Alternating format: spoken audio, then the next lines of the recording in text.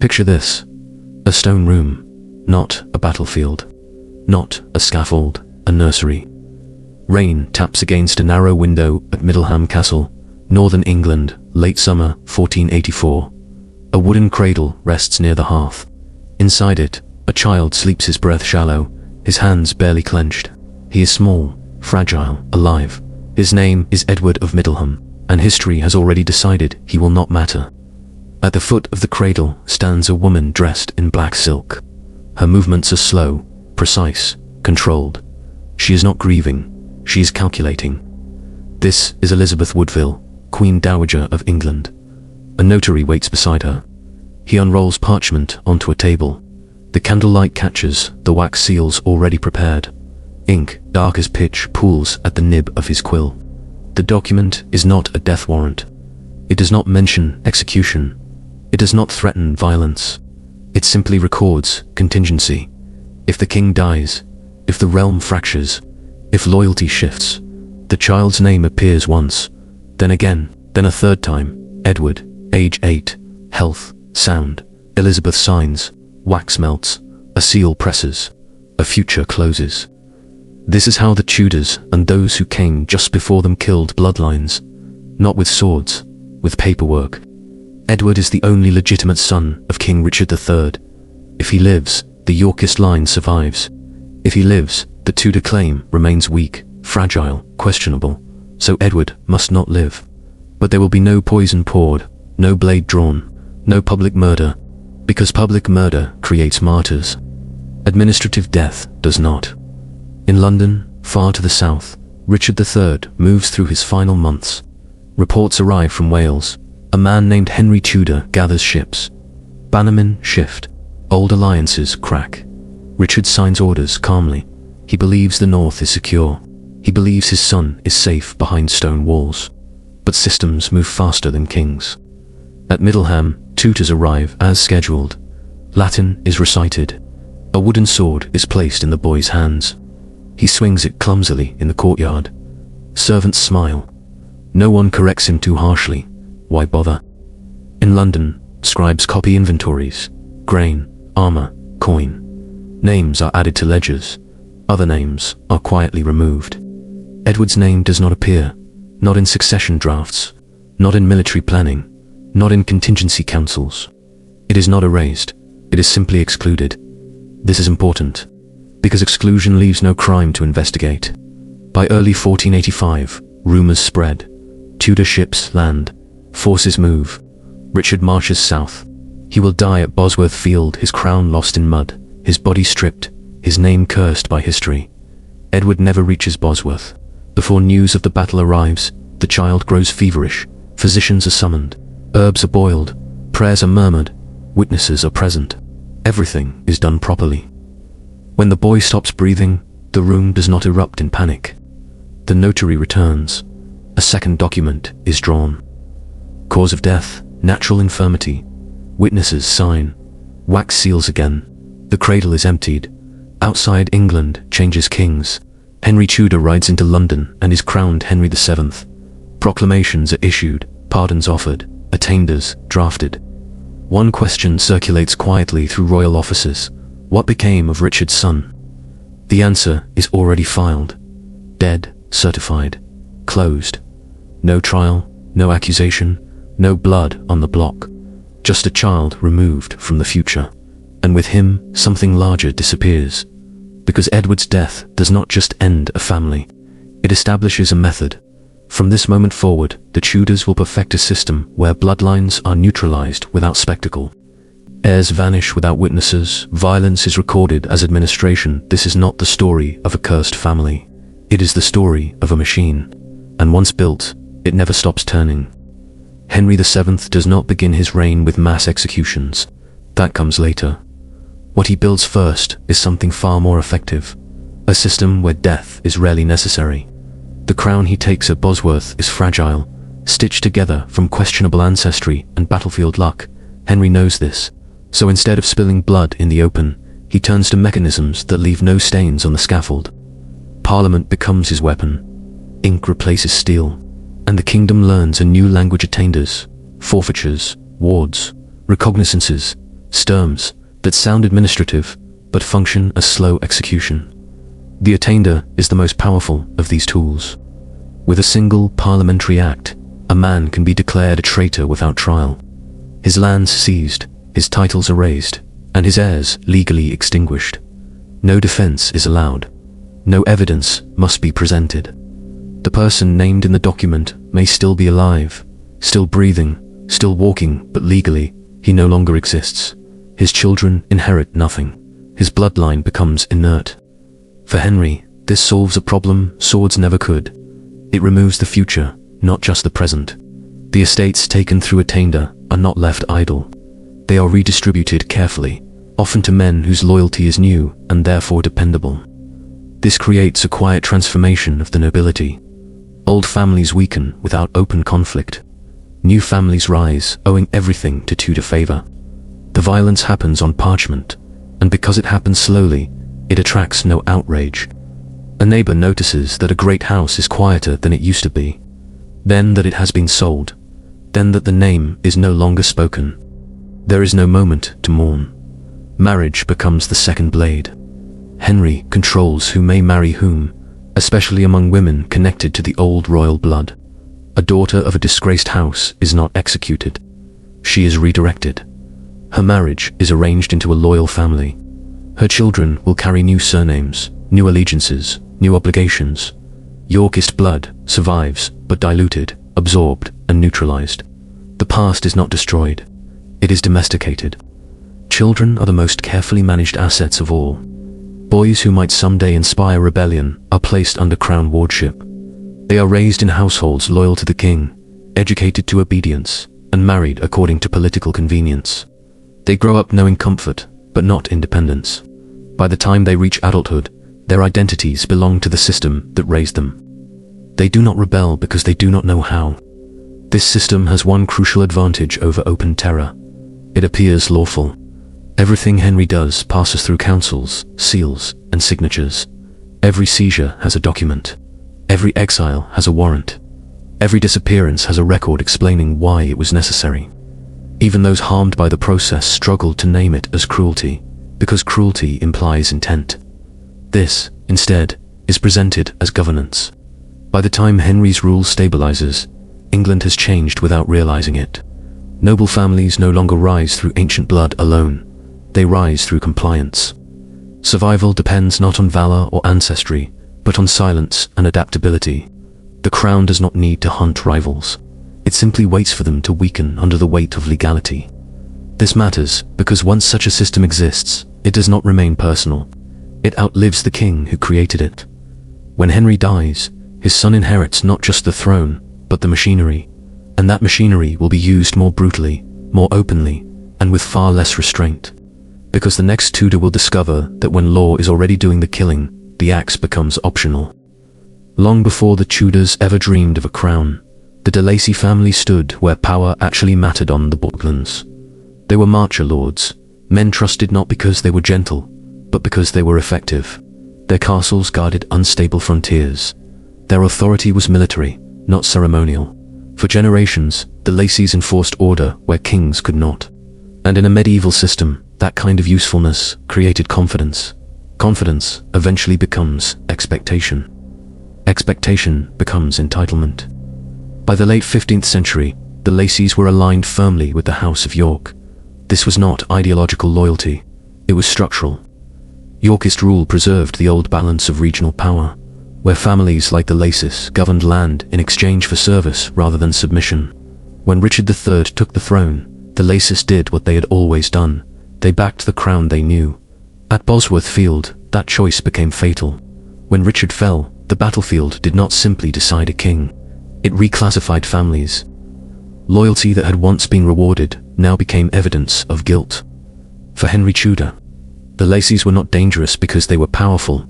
They were dangerous because they represented continuity. They were proof that Yorkist authority had once functioned without Tudor permission. Henry did not rush to destroy them. He watched. The surviving Lacy estates were assessed. Their alliances were mapped. Their marriages were reviewed. Their daughters were noted more carefully than their sons. This was not vengeance. It was inventory. An attainder followed not dramatic, not sudden. A legal declaration that reframed loyalty as treason. Lands passed to the crown. Titles became dormant. The name did not vanish overnight. It faded across documents, replaced by administrative language that described ownership without lineage. Where the lacy banner once flew, a royal seal now governed. The men who bore the name were not executed en masse. That would have drawn attention. Instead, they were displaced. Some were absorbed into lesser gentry. Others lost the financial base needed to matter politically. A few disappeared from records entirely. But the most important transformation occurred through the women. Lacy daughters were not punished. They were married. Their unions were arranged carefully, binding them into families that owed their security to the Tudor crown. Through those marriages, Lacy blood survived, but it no longer travelled under its own name. It passed quietly into other houses, stripped of its original power. This was the genius of the system. The Tudors did not erase the past. They disassembled it and redistributed the pieces. By the end of Henry VII's reign, the Lacys were no longer a threat, not because they were dead, but because they were unrecognizable. Their blood existed, their identity did not. And this distinction matters, because the Tudors did not fear bloodlines. They feared claims. A claim required visibility, it required memory, it required continuity. By breaking that continuity without public violence, Henry ensured that families like the Lacys would never again gather around a single name, a single banner, or a single inheritance. What remained was lineage without leverage. This is where the story begins to shift. Because once bloodlines are fractured, they do not disappear. They migrate, they adapt, they attach themselves to new structures of power. The Tudor system believed it had solved the problem of inheritance. Titles could be extinguished, estates seized, names erased from the public record. But there was one element the machinery never fully mastered: women who carried blood without carrying claims. In a legal world that privileged male succession, daughters were considered manageable. They did not inherit thrones. They did not command armies. And because of this, they were allowed to survive. This was not mercy. It was miscalculation. When a disgraced family produced daughters, the crown did not fear them. Instead, it absorbed them. Marriages were arranged into loyal houses, often far from the lands their families once controlled. The women's identities changed. Their surnames disappeared. On paper, the threat was neutralized, but blood does not recognize paperwork. It continues, quietly, through pregnancies that leave no political trace. These women learned early that survival required obedience. They did not speak publicly of their father's allegiances or their lost estates. Silence became inheritance. Their reward was safety, not power. But safety was enough to ensure continuity. Children were born into households that no longer carried Yorkist stigma, raised under Tudor peace, educated to loyalty. They grew up unaware of what had been surrendered to secure their place. Over time, these marriages produced a strange transformation within the English nobility. Families with impeccable Tudor credentials began to carry fragments of old royal blood they did not advertise and barely remembered. The past moved underground. It survived not as a banner, but as a biological fact buried beneath generations of compliance. This mattered more with each passing decade.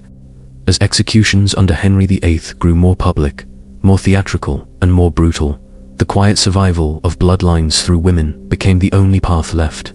Men lost their heads, women lost their names, and the system considered that victory. But something subtle was happening. With every forced marriage, with every redirected inheritance, the Tudor crown unintentionally spread the very blood it had tried to neutralize. Yorkist and Lancastrian lines seeped into loyal families, dissolving into the aristocratic fabric of England. No single heir could rise, no clean claim could be made, but the blood endured. This is why later centuries would struggle to trace these lines cleanly. Historians, searching for continuity, would find gaps, not because records were lost, but because identity itself had been fragmented deliberately. What survived was not a straight line, but a network interwoven, diluted, and invisible. By the time the Tudor dynasty reached its height, the danger no longer came from open rebellion. It came from memory, and memory was fading. Children grew up knowing their current estates, their current loyalties, their current obligations. The origins of their security were no longer discussed, yet the system's greatest flaw remained. It assumed that neutralized blood was harmless blood. It did not consider that one day, centuries later, that blood might re-emerge into public view not as a claim to power, but as a symbol. By the time Henry VIII inherited the throne in 1509, the Tudor system was no longer experimental. It was established, tested, and trusted. What Henry inherited was not merely a kingdom, but a perfected mechanism for managing threat. Unlike his father, Henry did not fear instability. He believed in visibility. He believed in dominance. And where Henry VII had preferred quiet erasure, his son would add spectacle back into the process without dismantling the administrative machine that made it safe. Executions returned, but they no longer shocked. They were processed. Names appeared on lists before heads ever reached the block. Trials became confirmations rather than investigations. Parliament legalized outcomes already decided by the king's will. The axe fell, but the paperwork had fallen first. The difference under Henry VIII was speed. Attainders multiplied. A single accusation could ripple outward, destroying not only an individual but an entire family network. Fathers were condemned. Sons were disinherited. Estates reverted to the crown. And then, efficiently, they were redistributed to new men whose loyalty was absolute because their status was recent and therefore fragile. This efficiency extended even into the king's own blood. The Tudors had always feared rival claimants, but Henry VIII turned that fear inward. Blood no longer guaranteed protection. It became evidence. The closer one stood to the royal line, the more dangerous one's existence became. Survival now depended not on ancestry, but on usefulness. Women continued to function as conduits rather than claimants. Queens rose and fell, not because of rebellion, but because of fertility. When they failed to produce male heirs, they became liabilities. Marriage, once a tool of absorption, became a mechanism of disposal. Anne Boleyn was not executed because she rebelled. She was executed because the system no longer required her. What this revealed was the final evolution of Tudor governance. The crown no longer distinguished between enemies and assets. Everyone was temporary. Even loyalty offered no permanence. The system did not punish betrayal. It preempted inconvenience. Across England, noble families adjusted. They learned to disappear from court when necessary, to marry cautiously, to keep genealogies private. Names were shortened. Claims were softened. The old idea of dynastic pride gave way to something colder. Endurance through anonymity. This atmosphere of normalized violence reshaped the aristocracy. Bloodlines that survived did so by becoming unremarkable. They learned to blend, to comply, to persist quietly through generations that no longer expected stability. Survival was no longer heroic. It was procedural, and this mattered deeply for what came next. Because when a system becomes routine, it no longer requires justification. It operates automatically, turning even royal blood into collateral. There was a moment during the reign of Henry VIII when the logic of Tudor rule crossed a final boundary. Until then, violence had been directed outward at rival houses, inconvenient nobles, or politically useless queens. But eventually, the system demanded something more absolute. It required proof that no blood, not even royal blood, stood above it. And so the machinery turned inward. The clearest example was the fate of the Pole family. The Poles were not rebels in any practical sense. They did not raise armies. They did not conspire openly. What made them dangerous was something far more difficult to neutralize: legitimacy. Through Margaret Pole, daughter of George, Duke of Clarence, they carried undisputed Plantagenet blood. Their claim was older, cleaner, and in some eyes stronger than that of the Tudors themselves. For decades, Margaret Pole lived quietly, protected by her status and by the illusion that obedience ensured safety. She served queens. She raised children loyal to the crown. She survived where others did not. But survival under the Tudors was conditional, and conditions could change without warning. When Henry VIII grew suspicious, legitimacy itself became treason. Accusations emerged without coherence. Words were twisted into evidence. Associations were redefined as plots. A tunic embroidered with religious symbols was interpreted as a declaration of rebellion. It did not matter whether these claims held weight. The system no longer required proof. It required closure. Margaret Pole was arrested late in life.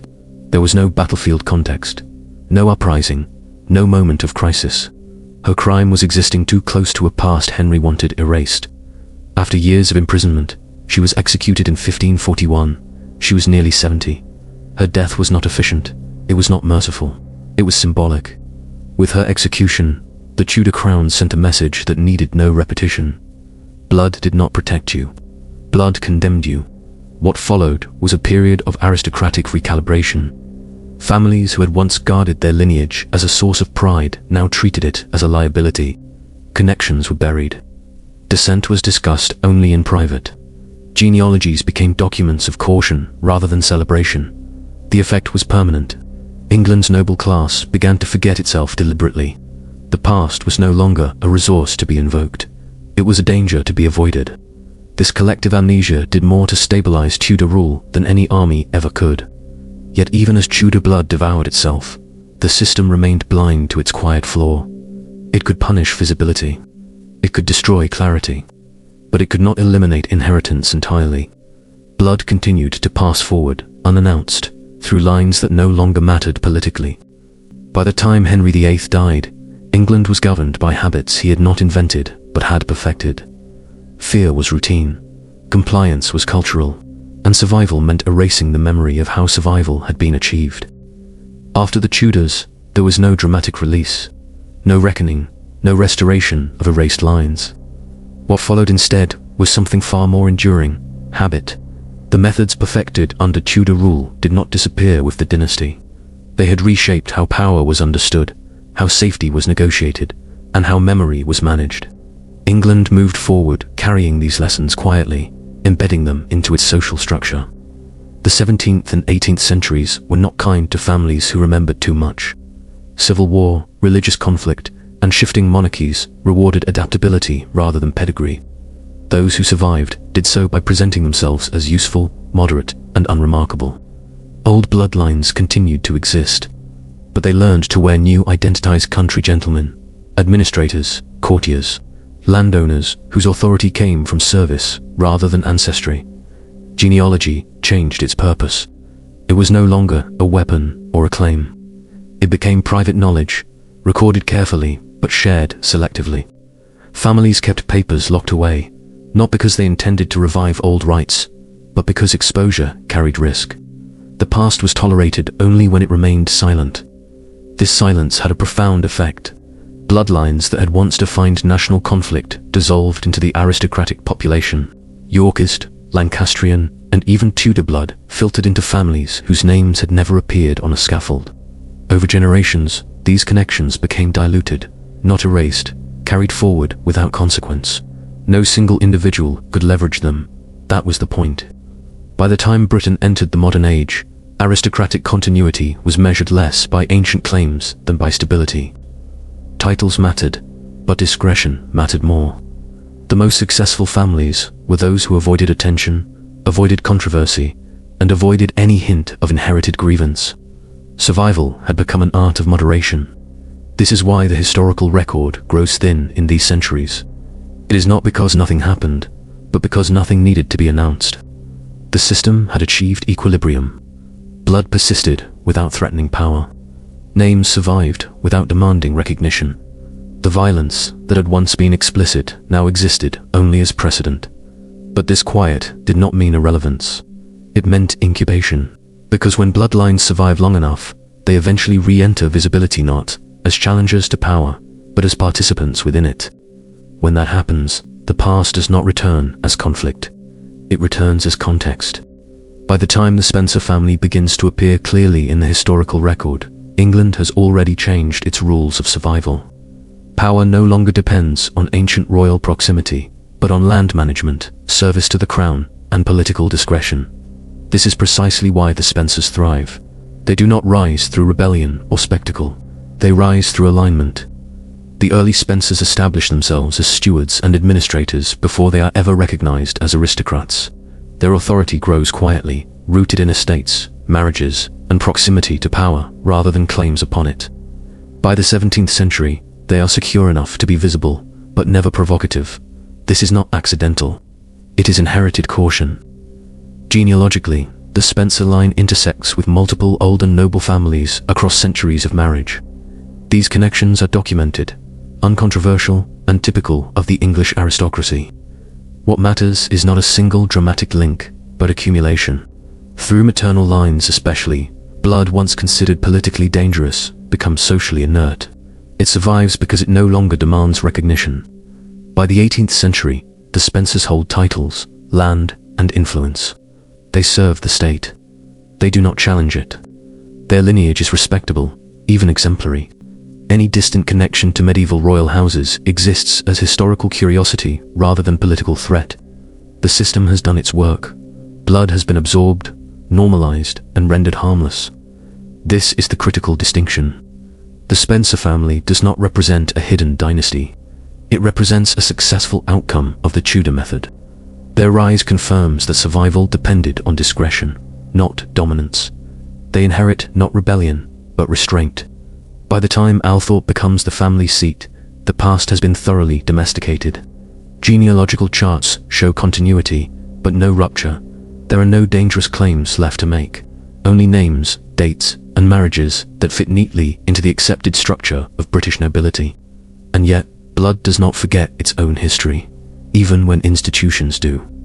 What survives through generations is not ambition, but pattern. The same forces that once controlled inheritance, visibility, and identity still shape how certain families move within power.